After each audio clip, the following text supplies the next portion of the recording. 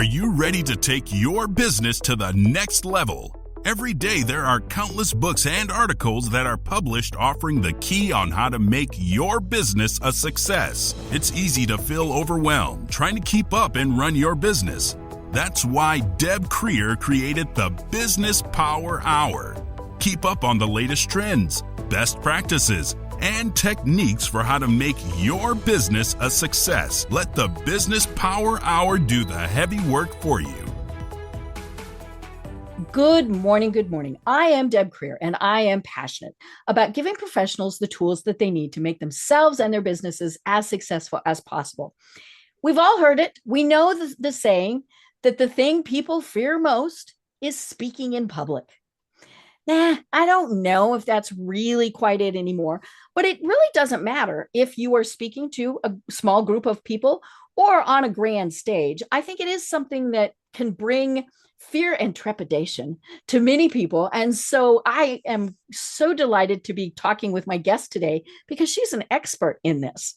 So please join me in welcoming Linda Ugelow to our program. Linda, how are you? I am hunky-dory. Yay! We were talking about that before the program.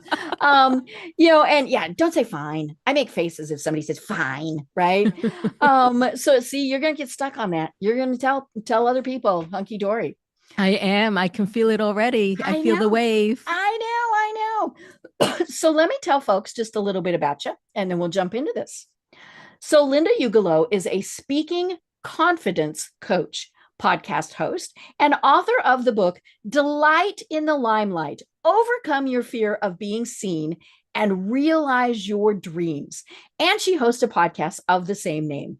Formerly stricken with public speaking fear herself, she now helps entrepreneurs, coaches, and business leaders transform their experience of speaking from dread to delight, whether online or on stage, in the media or in the meeting room. So again, Linda, welcome. Thank you for having me. I'm excited to jump into this topic. Yeah, we're going to have a great discussion. Well, I always like to ask my guests the very cliche, how is it that you got to where you are today?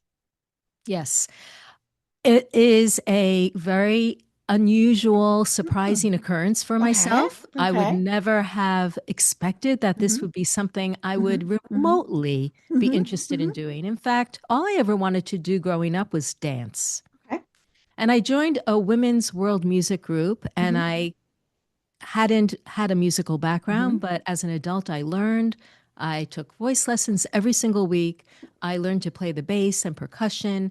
And we were on, over the course of 40 years, probably 500 stages worldwide. And it was very exciting and very, very gratifying because as a dancer, if I had danced in, let's say, a dance group, I would just be one of many dancers. Right. But here I was as like a musician. I was the singer or the bass player. And then suddenly I would come forward and I would do a dance from Saudi Arabia or from Egypt, a trance dance. And people found that very moving, and it gave me so much visibility. Right. So people knew I was the dancer, and that was a vehicle I could never have expected. But one of the things that I loved about dancing is that I didn't have to speak. And I was very aware in our group that I was one of half of the group that hated having to introduce songs, and the other half loved it. Right. So even just introducing a song was Okay. Yep. Okay. And some people you almost wanted to get out the cane and drag them off the stage. You couldn't get them to stop gabbing. They're going to tell you who wrote it, and exactly. But our director was such that they wanted all of our voices to be heard, so we were required to introduce one song. And I dreaded that. I dreaded it for years. But, it wasn't a big deal. I would just push through it. I was a performer. Nobody realized that my heart was racing or they didn't notice that I messed up, finding all my notes in the previous three songs because I was thinking ahead like, my God, I have to introduce this song. So I kind of left it as is. It didn't come up as a big deal until I decided in 2014 to become an online coach. And I took a coaching program. I just decided, I had always wanted to make an impact, and I wanted to do something for myself. I didn't want to be just part of a large group. That was someone else's vision, Mm-hmm. but I had something of my own that I wasn't really clear what it was, but I was going to find out. Mm-hmm. So I took this program and I built a website. And of course, once you put yourself out there, you need to build a following. You need to get your clients. And how do you do that? By showing up online. Mm-hmm. In 2015, there was this amazing new app called Periscope. I don't know if you remember Periscope. I think I had a Periscope account. Mm-hmm. It was the first live stream technology Right. out there. Mm-hmm. And all the marketing gurus said, you got to get on every day and do a broadcast to build your following. So I thought, okay, I'm kind of older than most people. I'm late to the game, but I'm going to be an early adopter. I'm going to do this. And it was terrifying. Right. Terrifying because you got on, you punched in what you're going to talk about, and then people came on from all over the world, and you'd see their names on the screen Wow. from India and Turkey and France and California. That and is kind of Mexico. terrifying. And it was like, oh, and I would start to hyperventilate. My heart was racing. I felt like I was disembodied. And yet, because I was a performer, I would like do my best to kind of focus, bring my energy down, be coherent. I would have no idea what I said, but I would be glad it was over. And I thought, okay, next. So the next day I started to like incorporate all I knew from, my performing experience. I do like deep breathing and power poses and affirmations and meditation and kicks and punches and dancing. Every day I started something new, and I Googled how to get over my nerves. And I figured, in a few weeks I'll be fine. Right? A few weeks doing it every day. You'll get used to it. I'll get used to it. Exactly. So the weeks go by. I'm on week 10, about day 75. I'm about to press broadcast, and my heart is still racing like it's a caffeinated sea biscuit going around the track. And I thought, what's going on? Right. Why, is this false? It must be false that experience leads to confidence. At least it didn't do it for me. I thought, why am I still so afraid?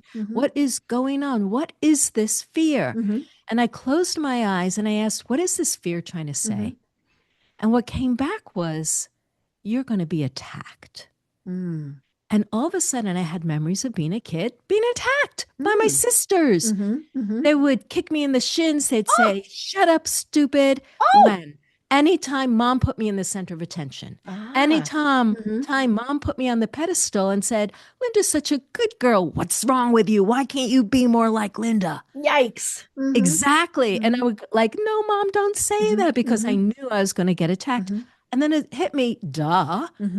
Of course, I'm not comfortable being the center of attention. You're waiting to be kicked. Exactly. And then I thought to myself, oh gosh, this is from so long ago, and I'm friends with my sisters now. Could this really be what's going on? And so I just closed my eyes and I checked in, and I thought, if I was successful, do I feel like I'm going to lose their love? Yes. Yes.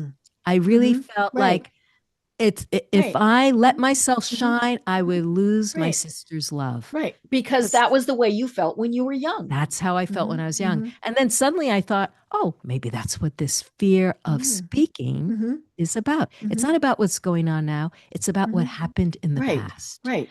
And then I started to comb through my past and, oh, that time I was bullied in 7th grade. Oh, the time that my college gym teacher embarrassed me in front of the whole class.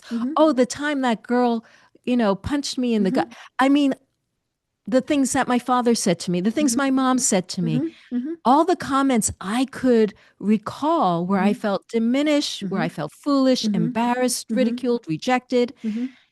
And I spent the next 5 days just pulling together all the healing modalities I know, because I do have a master's degree in expressive arts therapy. So my background is in creative art and therapy, my psychology. So I just applied everything I knew about clearing things away and healing and creative visualizations and releasing and blah, blah, blah, blah, blah. After 5 days, my racing heart disappeared. was gone and never came back. Mm-hmm. Then I thought, hooray! And I went on to do Cured. another another 200 Uh-huh. daily Mm-hmm. Periscope Mm-hmm. broadcasts after that. Mm-hmm. And it was like, wow, this is really great. Now, Mm-hmm. I didn't think right away, oh, this is the work I want to do. I want to Right. help It people was just, clear this their was nice. fear. Mm-hmm. I was just, Mm-hmm. exactly, it was just Mm-hmm. nice. Mm-hmm. However, I did share it with some people and they Mm-hmm. went, oh my God, I have that fear. Do you think Right. it would Mm-hmm. work for me? And I Mm-hmm. said, I don't know. I Mm-hmm. mean, I just kind of used Mm-hmm. my favorite Mm-hmm. modalities. I Mm-hmm. have my problems. Yours Mm-hmm. are probably different, Mm-hmm.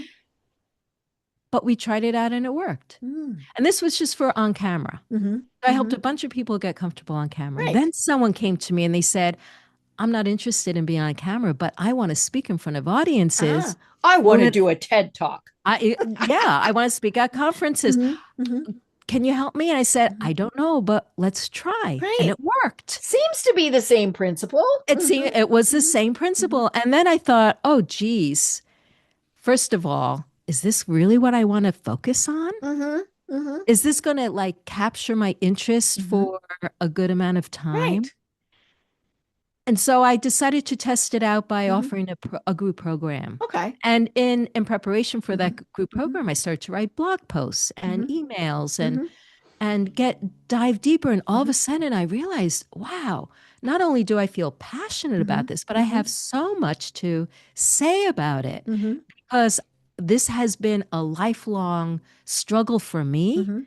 It never really occurred to me that it was something that once I healed it, the world would open up because suddenly I was being asked to speak. I was being asked to come on podcasts. I was asked to collaborate.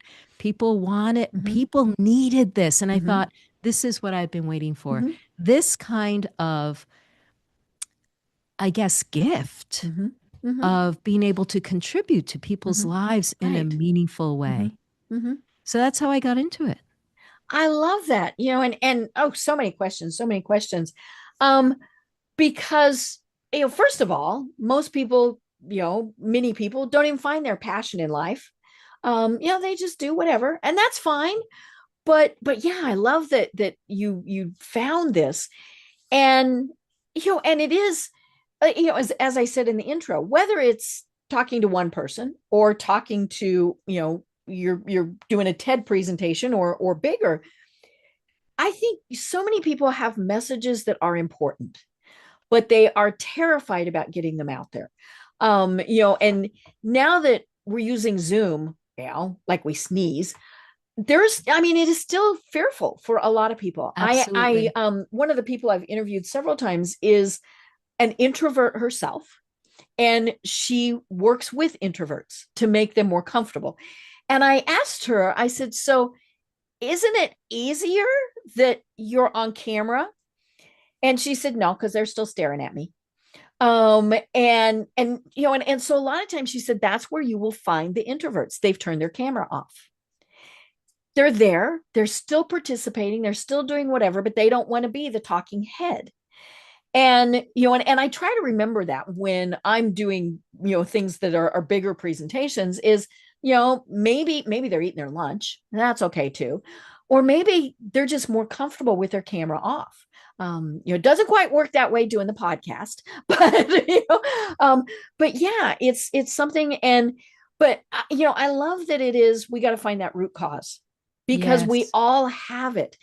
And we've all had the, I got the, you talk too much, shut up and sit down. Right now, you have known me for 30 minutes. I talk a lot, but when somebody who you respect, or or a person of authority tells you that, then you're thinking, no, I'm just gonna no. Luckily I ignored them. But how many other times has that happened? Whether it's, you're a kindergartner or you're a college student or beyond.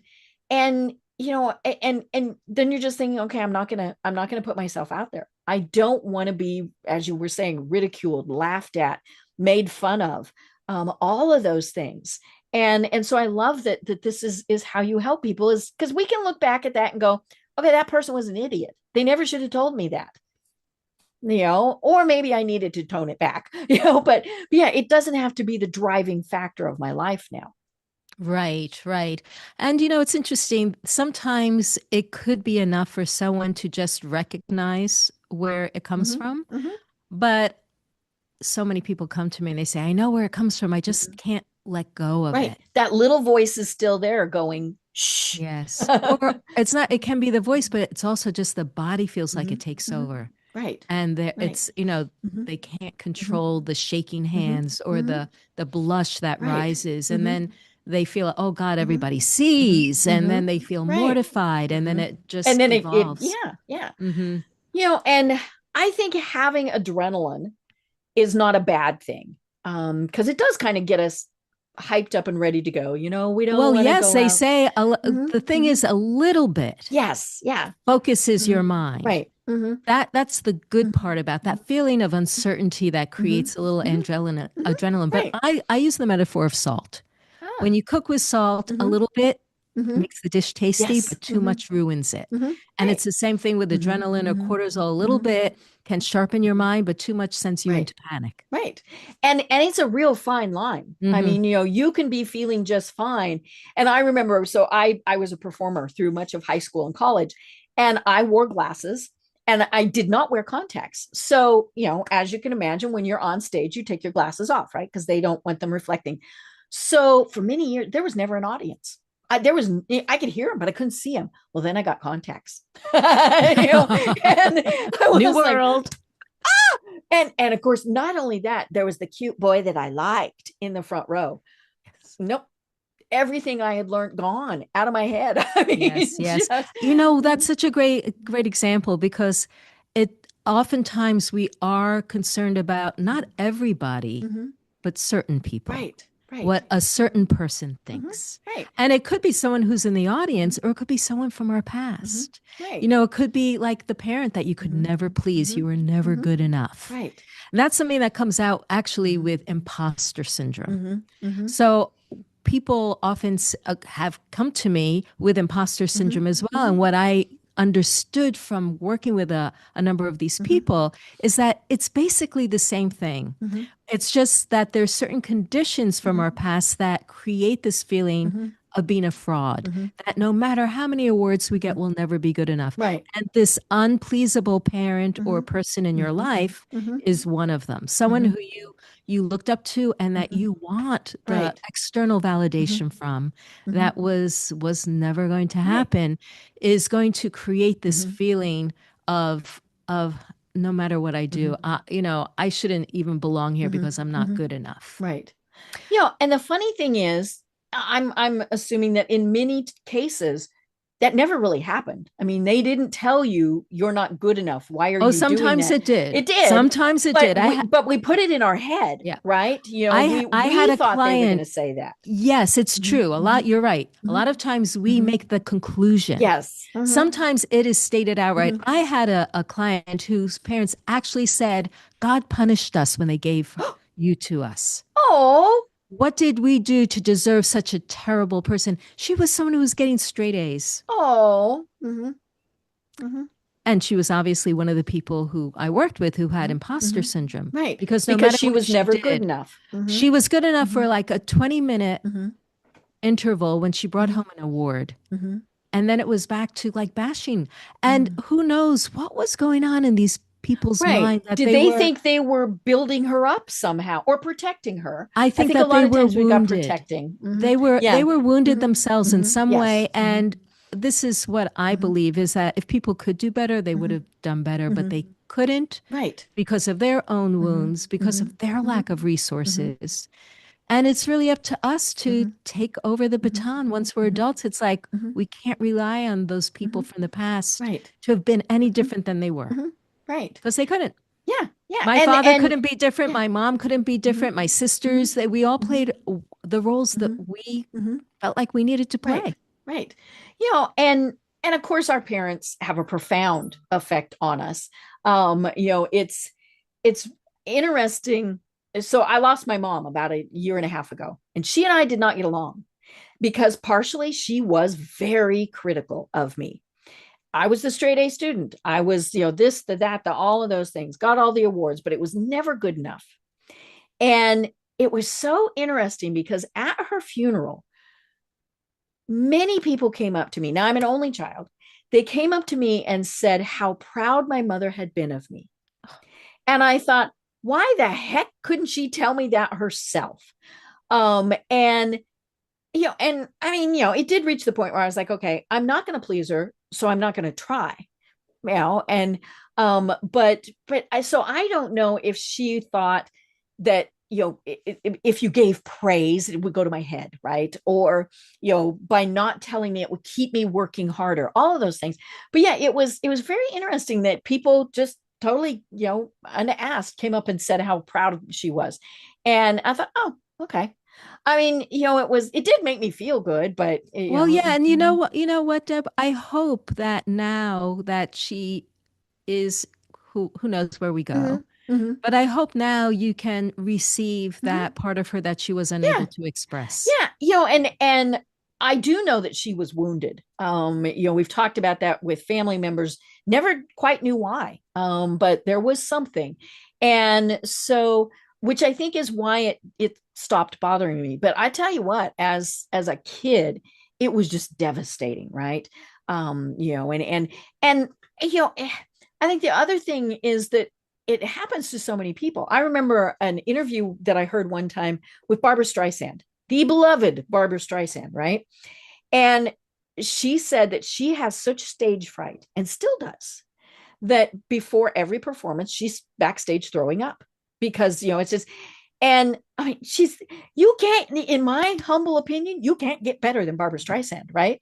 But somewhere there was that, you can't do this. And so I think that's part of it. Is I think, well, Barbara Streisand gets really afraid. It's okay for me to be a little afraid too. Yes, I mean, of course, there's nothing shameful about Mhm, it at mhm, all. And it makes a lot of sense that mhm, this happens to us because mhm, of the experiences that mhm. we had. Right. However, if you feel like it's holding you back in some way, I would like you or whoever's Mhm, listening to mhm. know you're not stuck with it. Right. Right. You're We not can stuck with change. it. You can Mhm, change. mhm, And I've even worked with professional speakers mhm. who just assumed, oh, this is This par is for the normal. course. This is Mhm, mhm. normal.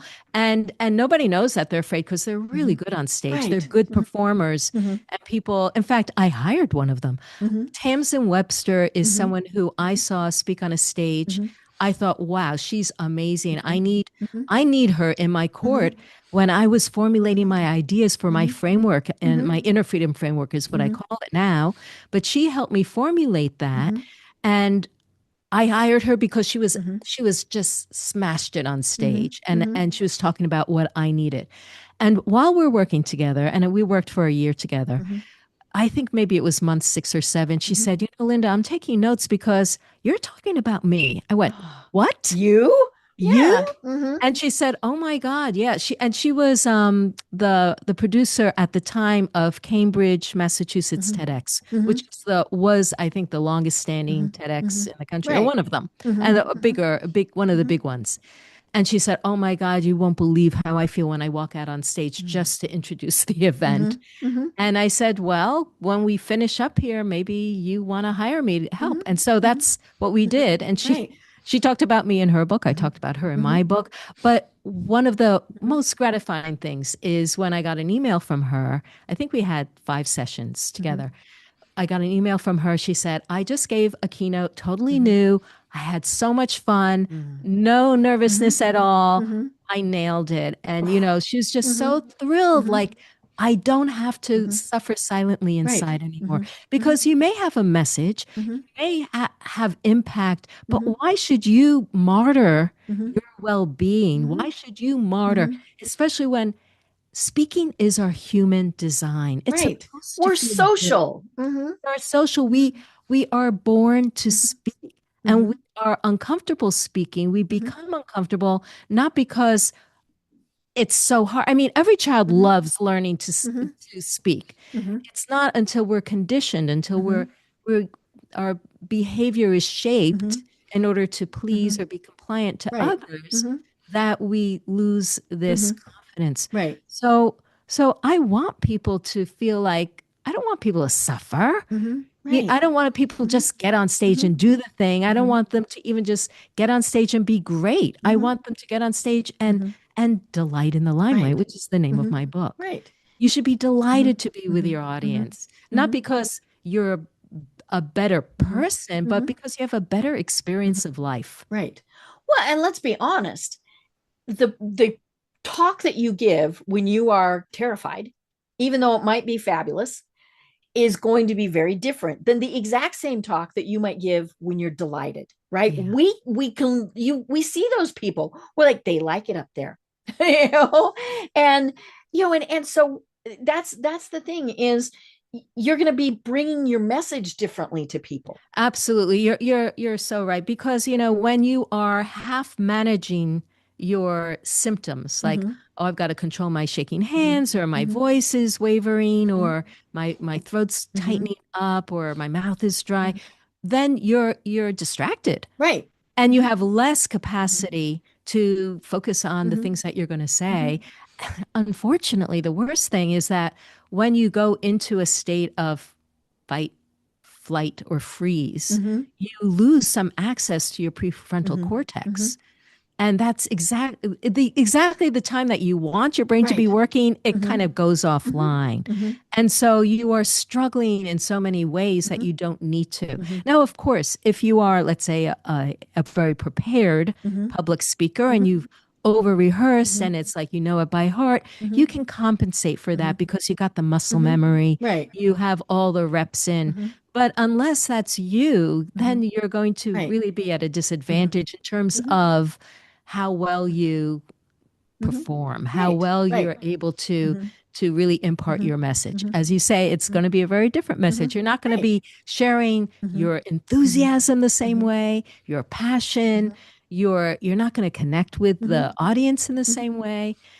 It is going to be a different ball game. And that's not to mean that it's not still valuable, that it won't have impact. You can still. And I want to commend anyone who gets themselves up there because that's not an easy thing to do, especially if you're working against and, good for with, you. with all that stuff. Yeah, absolutely good for you. Right, right. Now, you've used the word several times, and I'm curious about it, and it's partially based on your background and, and doing this, and it's performing. Do you think we are putting on a performance and even almost a persona? Or and again, I think we can tell when somebody's not being authentic. But this is a little bit different where you're just thinking, I gotta be Superwoman and go out there and do this, and maybe you're not really Superwoman. I think it's a semantic. Okay. We use the word performance in different ways. We may say performative when we feel like we're not being ourselves. I see it a little differently because I do feel like we bring out a different part of ourselves depending on who we're with and what we're doing. And I think that's natural and I think that's appropriate. Right. Am I performing right now? In some ways, yes, and in some ways, no. My mantra is to be as much myself as I can be. Right. Yeah, because we like authenticity. And at the same time, I know that in order to, that I want to be a certain way here. I don't want to be slouched over.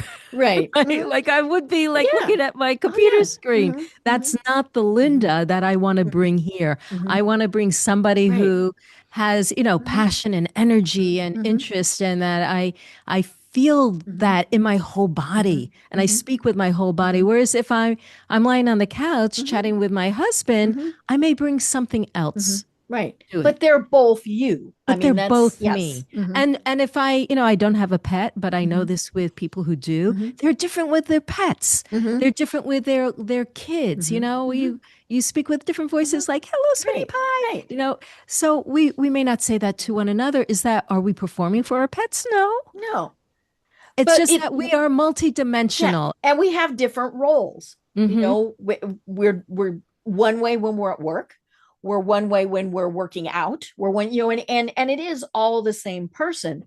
I think the problem comes in with somebody who puts on a role that is not them when they go to speak. You know, and because they, for whatever reason, maybe it is because they are just absolutely terrified, so they become, you know, someone else. And again, I think we know that, we recognize that. It's, you know, now if all we do is see them on stage, no. But if like we're talking to them before or after, or we know them on social or in real life or all those things, we look at that and we're like, that's not them. Yeah, you want to feel like people recognize you on Mm-hmm. and off the stage Mm-hmm. as the same Mm-hmm. person. Right. Yeah. Right. Yeah. Now, of course, I was a quote unquote performer, Mm-hmm. and people who perform also have Mm-hmm. stage fright. Mm-hmm. And they, you know, I'm thinking of something that I read a couple of years ago, but I forgot about it until this Mm-hmm. moment. And oh gosh, who is it by? It's a guy who is like a performance coach, and he does work with Mm-hmm. speakers, with executives Mm-hmm. who want to speak, and he does recommend them assuming Mm-hmm.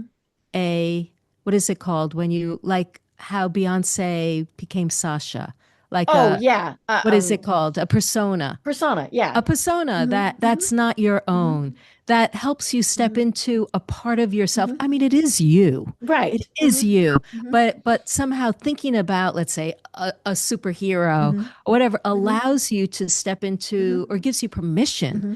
to step into a part Mm-hmm. of you that you may hold back Mm-hmm. on. Mm-hmm. I'm reluctant to even criticize someone who Mm-hmm. plays around with that kind of thing, If it or works. because You because know? it's all Mm-hmm. experimentation. Mm-hmm. We are Right. trying to figure Mm-hmm. out, just Mm-hmm. as you say, Mm-hmm. it will it help Mm-hmm. me feel better? Would it Mm-hmm. help me Mm-hmm. perform better? Would it Right. help me be more Mm-hmm. effective? Mm-hmm. So whatever you try Mm-hmm. out, it's all an Right. experiment. Right. And allow yourself that. And Mm-hmm. maybe if it feels Mm-hmm. put upon, Mm-hmm. like it's not really you, Yeah. then you stop doing it. Or maybe Right. you Mm-hmm. you reel it back a little Mm-hmm. bit. Mm-hmm. And that's fine. I feel Mm-hmm. like we're allowed to color outside the lines Mm-hmm. sometimes. We don't have to.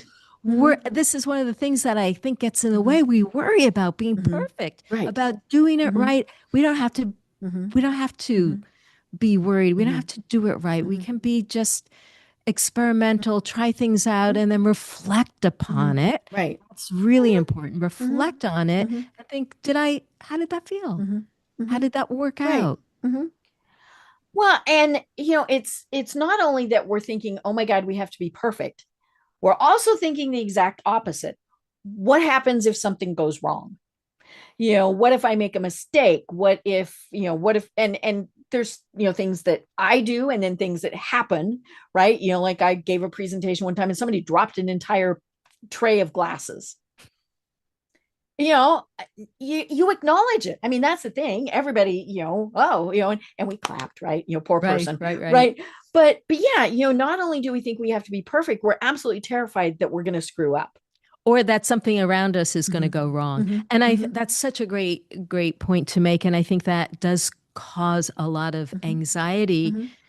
that we don't need to Mm-hmm. carry. Mm-hmm. And the reason why is that there are ways to handle things Mm-hmm. that happen. There are Right. ways to handle Mm-hmm. our own mistakes, and there Mm-hmm. are ways to handle things that Mm-hmm. happen around us. And Mm-hmm. the way to get comfortable is to prepare for them, Mm-hmm. actually. Right. So Mm-hmm. Michael Mm-hmm. Phelps, the Mm-hmm. the Yes, swimmer, the swimmer. Mm-hmm. he one year he won like 7 medals, and Mm-hmm. in one of those races his goggles broke and he Mm-hmm. couldn't see where he was Mm-hmm. going, and he actually beat his own record. Right. And he said the reason why it didn't fluster Mm-hmm. him is because in his mental rehearsal, Mm-hmm. his visualization, Mm-hmm. one of the things he did was envision that his goggles would break Huh. and that he would have So to he knew how to swim. deal with it. He knew how to deal it. Mm-hmm. So when it Mm-hmm. happened, it was Mm-hmm. already Right. in like Mm-hmm. muscle memory, in Mm-hmm. his emotional memory. Mm-hmm. And we need to do the same things Mm-hmm. with mistakes. So for instance, if you forget what you're going to say, Mm-hmm. and it happens to everybody, Oh yeah, we lose our place in our notes, or everybody, we totally, yeah, and so it's Mm-hmm. not about like, oh my God, I did this, but Mm-hmm. how can you handle it in a way Mm-hmm. that's kind of poised or Right. serene or amusing? Mm-hmm. So, I mean, if I'm live with Mm-hmm. an audience that can speak back to me, I just love to say, where was I? Right. I just wandered off track. What was I talking about? What was I talking about? I thought of something. I got off track. And people love that. That's audience interaction. Right. If you skip something and you think, oh man, I meant to say this whole thing and now I'm like, I didn't. Well, just take a moment and say, if it's not important, I'm not even going to worry about it. Yeah. Let it go. Nobody knew that I had planned to say it. Just let it go. And if, by the way, I really do need to say that before I move forward, you just slip it in. Right. And it's okay to say, oh my gosh, I forgot to say whatever. You can say that, or you don't even have to say, I forgot to say. You can say, let's hold it there because I want you to understand this before I move forward. Right. Yeah. And things happen. I was giving a presentation one time and I do talk with my hands, right? We were talking about that. I noticed. Yes, I know. I think somewhere I was Italian, right? And I waved one too many times and brought the glass of water over onto my front, and now luckily it was not a wet t-shirt contest, and so that was okay. But, and I kind of looked at it and went, well, and now the nice thing was I had a blazer. I buttoned the blazer and went right on. And we all laughed about it, right? But the thing I learned from that, water bottle with a lid. Yep. Yeah. And, and now I could have been mortified and run off the stage. But I looked down and went, well, that was stupid. And we all laughed and we went on. Exactly. And people love those moments. They love them. I mean, who doesn't love a blooper reel, right? Yes, that's my favorite part of most shows is when we see the screw ups. I had a similar experience when I was giving a presentation and it had slides. And I often these days don't use slides. Right. Because those can go wrong so easy. A lot of things can go wrong. And I've had things go wrong. And I just, handled it with, you try to be as calm as you can so you can take the next steps without getting flustered. But in this particular case, I did have slides. And the morning before the talk, I thought, oh, I have a perfect slide for this point. So I stuck it in. Wouldn't you know it, when I got to that slide, it was only like 2 hours later, I looked at the slide and I thought, oh, I have no idea why I put that in. Now, I could have just moved to the next slide. Right. I could have, in fact, one of my most recent speaking coach had told us, don't ever tell the audience that you made a mistake because they don't know. Right. Just move on. But I got stuck on it because I remember that I was so excited about putting that slide in and it bugged me that I couldn't remember why. Right. And the slide was a picture of a very messy desk with a spilled cup of coffee on it. And so I said to the audience, I have no idea why I put the slide here, but I know it was for a good reason. So just give me a moment. Yes. And if I can't remember, we'll move on. So they just waited. And I thought, and they waited. Right. And I went calmed. And when you calmed, then you could think about it. And I went, oh, yes. If you're not prepared, that can also cause speaking anxiety. And everybody just burst out laughing. And then I realized the irony of it. And I laughed too. And at the end of that talk, the president of the group of the organization came up to me and she said, that was my favorite moment of the whole talk. You were human. Yes. And you know what she said next? I want to hire you as my coach. Yes. Because you knew how to deal with it, so you could help her deal with it. Right. Exactly. And so this is what we need to remember. Number one, not only is it not necessary to be perfect, but in many cases, it's better not to be perfect. Right. Yeah. Yeah. Because it does make us human. I mean, and whether you're some big well-known speaker that, or, you're talking in front of your group of 10, being human is the thing, and it's not that hard, and like we're saying, things happen. I've had people fall asleep in my presentations. That's always fun. And then it's like, do I wake them up? Do I not? And when that happened, it was right after lunch and they had too much to eat and they just dozed off. And I thought, okay, I've been known, Like I've had people, sit there on their phones playing, and I'm fine with it until it becomes a distraction. Like when other people are with, what are they doing? And I probably shouldn't do this, but I've called them out. What you doing? What do you want to share with the class? Right? No, really, I probably shouldn't do that. But yeah, I mean, things happen. Now I got heckled one time, and I've talked about this a couple times on the podcast. I was giving a LinkedIn presentation and I got heckled, right? Who would think that? And so this was for a group of out of work engineers. And and so I'm talking, and I don't know, 10 minutes or so into the program, this guy comes in, and he's one of those, he's late and he makes an entrance, right? Can't find his desk. How are you? I mean, and so I paused, I mean, I wasn't going to try and talk over him. And so he came and he got settled, and I went on a little bit more. And I have the thing, and a lot of people do. I use the royal we, right? We do this, we do that. Now, I was not an out of work engineer, and so he called me on it. Now he's in the back row, right? Because that's the only seat he could find. So he called me on it. How come you keep saying we? You have no knowledge of this. And so I acknowledged him, because you ignore them, they're just going to get worse. And I said, sir, you're right. I'm sorry. And so then I switched, and I was luckily able to do that. He heckled me several more times. I mean, this dude was just not happy. The third time I stopped and I said, sir, you clearly don't want to be here. You're disrupting everyone. Please leave. And everybody clapped. He was clearly that person who did that no matter what. And, and then we got back to it. Now I learned, okay, watch the royal we unless it's appropriate and all those things. But when I left, he was by my car, and I was a little spooked, right? He apologized. And he said, he really, and it was actually very nice. But yeah, I mean, things happen and you just have to deal with it. But I knew if I ignored him, he was going to be the 3-year-old. Hey, right? Yes. Well, I'm glad you mentioned that, because that hasn't happened in that way to me, but I never prepared for it. Mm-hmm. Now I have a particular image of how I might do that for myself. I have someone like in Q&A kind of try to be that know-it-all. Yes. But they don't really have a question. They just they pontificate. And they want to kind of like poke a hole in something of yours. And I did say, that's a great point. Let's talk out in the hall after this is over. Yeah. So I think these things are really helpful. Like, think about what's your worst nightmare of what could happen. Oh, yeah. And then consider, how can I handle that with poise and serenity, or a little humor. Right. Depending on, and maybe come up with one of each. And then so you can choose in the moment what you think you may want to do. And this is what I think it makes speaking fun.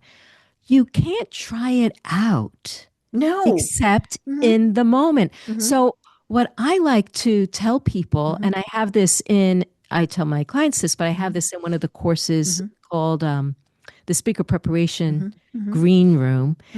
I have you think about, what do I look forward to trying out there that I wouldn't be able to do anywhere else?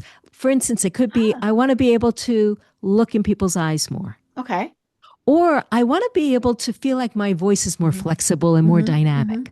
Or I want to feel like I really feel my feet on the floor. I want to feel like more embodied. You can't try those things out. I mean, you can practice them elsewhere, but you don't know what it's going to be like in a presentation, except in the presentation. And in this way, we bring an element of experimentation and exploration to it that makes us kind of like, oh, I want to try this out and see how it goes. Right. Because unless I get to try it out there, I will never know. Right. I had a guest on several months ago who talked about the importance of improv and especially, he said, not so much when you're up on a stage and nobody's really interacting with you, but maybe you're running the meeting and and people are asking questions and things, and I really like that, because it is, in a lot of ways, it's improv.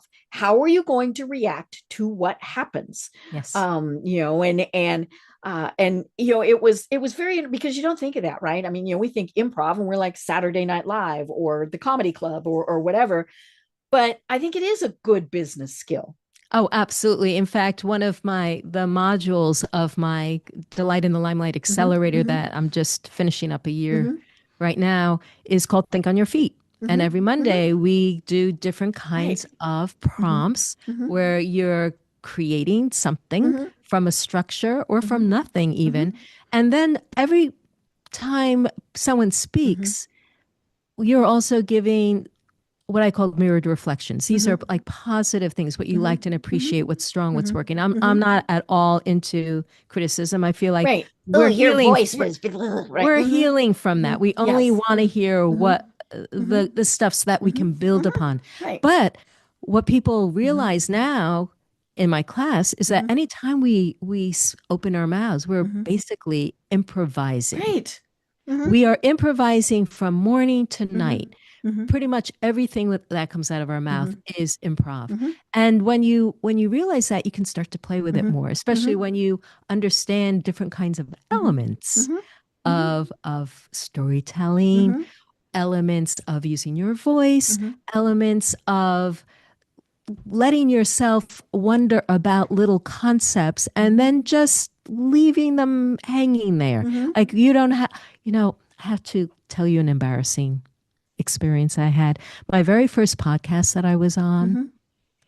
someone asked me to come on. I never really listened to podcasts, so I didn't know how they went. I knew it Mm-hmm. was an interview. Right. They asked me a question. Mm-hmm. I spoke for half an hour. Oops. And then she said, "Well, that's all we have time for. Thanks so much for coming on." I was so mortified Mm-hmm. because I didn't realize that, oh, I didn't have to tell her everything all in one go. Mm-hmm. I could just like have little um like bits Mm-hmm. of ideas Mm-hmm. of stories Mm-hmm. and have it be more Mm-hmm. conversational. But it took me having that Mm-hmm. terrible experience Mm-hmm. first to realize, oh, there's another way of Right. doing this. Right. And that's the truth. Mm-hmm. And so here's something else. Of course, I'm like ramming forward here and not letting you come in to No, make a no, no. point. Perfect. Mm-hmm. To make a point about Mm-hmm. giving people space, Mm-hmm. I am a stickler Mm-hmm. in my programs for sharing airtime. Mm-hmm. And I like to do that in my life as well. If I have a group of, let's say, 6 people over for Mm-hmm. dinner, Mm-hmm. I introduce something that Mm-hmm. allows everybody to speak, even the people who were, Mm-hmm. rather just like hang back and Mm-hmm. listen. Mm-hmm. We do something that like, well, let's share about, oh, let's see, it could be we're coming up upon Thanksgiving in the Mm-hmm. US. Mm-hmm. And so there's gratitude. Mm-hmm. What's Mm-hmm. what's one thing that you're really grateful Mm-hmm. for this year, Mm-hmm. or what's going on in your life right now? Mm-hmm. Or what have you been able to like achieve this year Mm-hmm. that feels really satisfying? And then, if you're into it, let's go around and just share. Mm-hmm. And so that everybody Mm-hmm. gets a chance, Mm-hmm. not just the people who are more comfortable. Mm-hmm. And so I think that one of the things that we can build in our skills is being not just the person who Mm-hmm. is willing to take up Mm-hmm. space, Mm-hmm. because if you're not used to it, Mm-hmm. it's up to you to Mm-hmm. come in, but Mm-hmm. also to be the one who invites other people Mm-hmm. to do that. Right. Right. And I'm thinking of that in particular when you're running a business meeting, right? Or something, maybe it's a volunteer committee, whatever, where you've got lots of other people. And typically you've got the one or two people that kind of run the whole thing, right? They're going to answer every question. They're me. And so the skill is getting feedback from everybody. So hey, Linda, what do you think about this? And let's let Linda speak, and things like that. And that is a skill unto itself, because of course you do have to know, if they're terrified, I don't want to make them speak. I'm not going to make them crawl under the table, but they're just more shy, or they've been told don't pipe up, things like that. And I think, to me, especially if it's somebody that I respect, if they're giving people the opportunity to participate, that's great because they're saying, I value you.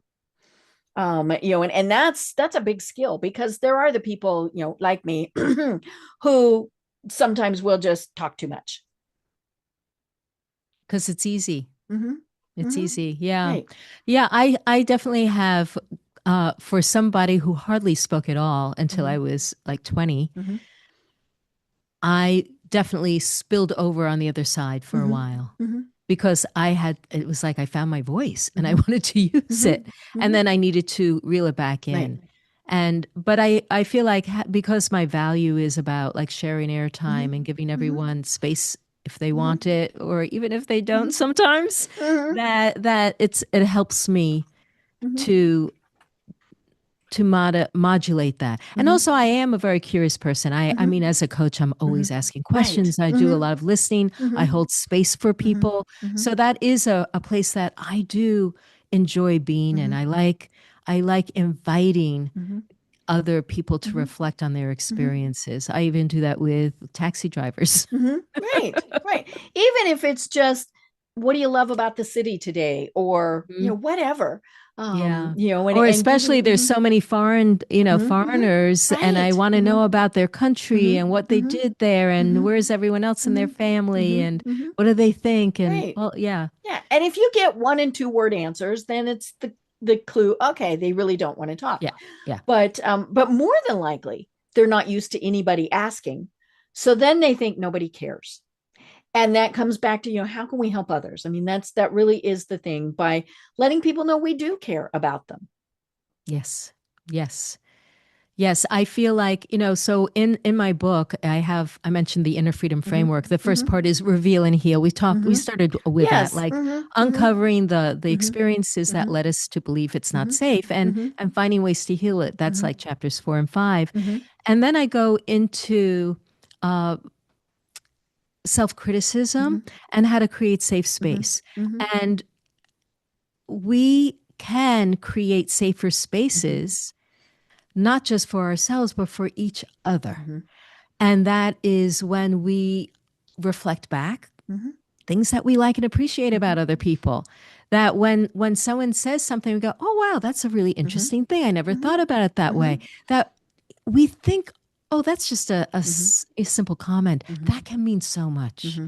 Right. I remember I was afraid to smile for until I was 35 Mm-hmm. because my mom, when I was a teenager, Mm-hmm. told me that my teeth looked ugly because I had this baby tooth that didn't have Oh. an adult tooth that came Mm-hmm. through, Mm-hmm. and so it was smaller, and so Mm-hmm. I tried to hide my Mm-hmm. smile. Mm-hmm.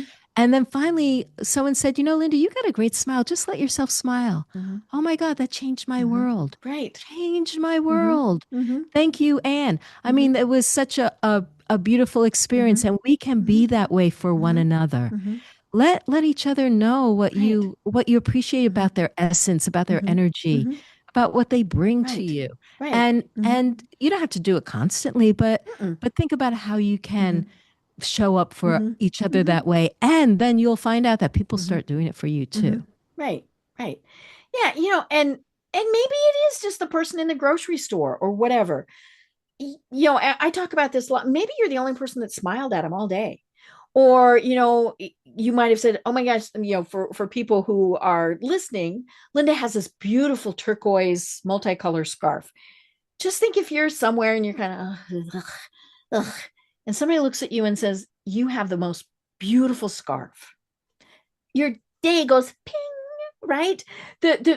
For whatever reason, at least once a week, and depending on how often I'm out, people compliment on my hair color. It's not my hair color. My salon lady gave it to me. But yeah, total strangers are forever saying, we love the color of your hair. And I always say thank you. But it always kind of brightens your day, right? And so, yeah, how can you give somebody a quick compliment? You don't have to know them. I mean, just something little. Yeah. And an item is always a good thing. Mm-hmm, mm-hmm. Right. That's kind of safe, Yeah, especially Yeah. for someone who you don't know, an Mm-hmm, item mm-hmm, like an article of mm-hmm. clothing Right. or hair color, Mm-hmm, I think is mm-hmm, great. mm-hmm. Yeah. Yeah. Pretty pen or, whatever.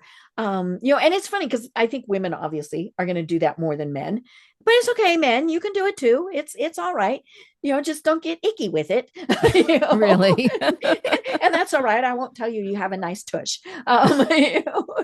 So, but yeah, I mean, this all comes back to how can we help each other? And I think that's it. And speaking is one way where we can help people because we have knowledge, we have wisdom that other people can learn from. And so we should be sharing it. And so that is what is so great about this conversation. Yes. Yes. Yes. Well, oh my gosh, we only have 5 minutes left, and I didn't get through my notes. I wanted to talk about you have this great thing that can be downloaded from your website on 7 preparation rituals to do before you speak, either on stage or on camera. And I was reading through them. I love them. So cool, so cool. And I'm thinking, okay, definitely have to do the dance party, right? Definitely. And be proud of yourself and don't beat yourself up, and other things. So I'm going to encourage people to go to your website and download that because I think it's very, very valuable. And if all you're doing is talking to your kids, that works too. It's the same concept. Actually, talking to your kids, especially if you've got little kids, Mm-hmm. is such a perfect way to work on your Yes. speaking voice Mm-hmm. because you can play around with different voices, like read children's books and become different characters. And that will do wonders for your ability to express yourself dynamically. Right. And you're teaching them to do it. Mm-hmm. Mm-hmm. Yeah, it's playful. You bring the play to reading and to life, and you bring the words to life. Right. Well, Linda, like I said, we're almost out of time. And for people who are thinking either I'm absolutely mortified to go on stage, or maybe I just need a couple tweaks, how do they find you and what are the services that you provide? Well, Linda Ugelow, Ugelow, is an unusual name. You won't find anyone else with this name. So you'll find me on any social media and my website. I recommend you get the book, Delight in the Limelight. I think and we'll link to it in the show notes. That's wonderful. And yes, if you do come to the website, you will see a download for the speaker preparation ritual checklist, which are annotated things that you can do aside from preparing what you want to say. But how do you bring your energy? How do you bring your best voice? How do you bring feeling like you're inside your body rather than disembodied the way I felt on Periscope? Right. So those are the things that you can remember to do every time you speak to feel more grounded, focused, and energized. I love it. And those really are cool. And some of them, people, they listen to certain music or whatever is something to kind of get your juices going, right? That's right. You want to shift your energy, just like I was thinking how sometimes, someone will come to my door, a friend, and I'm like, oh my God, so good to see them. And immediately your mood is shifted. Right. That's what we want to be able to do. We want to bring the best mood because nobody wants Yes. Who wants to listen to a speaker who's like this? Right. And we don't, that's not the energy we want to be. We want to bring the best of ourselves to the places where we are working with other people that we're interacting. So yeah, dancing is a great way. Put on your favorite music and just get into it. I love it. I love it. Well, oh my gosh, this has been so much fun. And I would love to have you on again because I think these tips are like we said, for anybody. And so we'd love to do those. But until we have you on again, do you have any final thoughts that you want to leave everyone with? I would like to encourage people to learn to love and accept just where you are on your journey. First of all, because you can't be where you ain't. And also we want to leave a little space to grow and into, who we are becoming. So love and accept where you are. Know that of course you're going to get better. Of course you're going to feel more comfortable. Of course you're going to evolve. But we are good and valuable and worthy just as we are in this moment. So give yourself that kind of love, compassion, encouragement. I love it. I love it. Well, I have been having so much fun talking with Linda Ugelow, the author of Delight in the Limelight, Overcome Your Fear of Being Seen, and Realize Your Dreams That's the important word there, folks. I'm Deb Creer, and until next time, everyone have a great day. Tune in for our next program for even more trends, best practices, and techniques for how to make your business a success. The Business Power Hour, hosted by Deb Creer, is proud to be part of the C-Suite Network.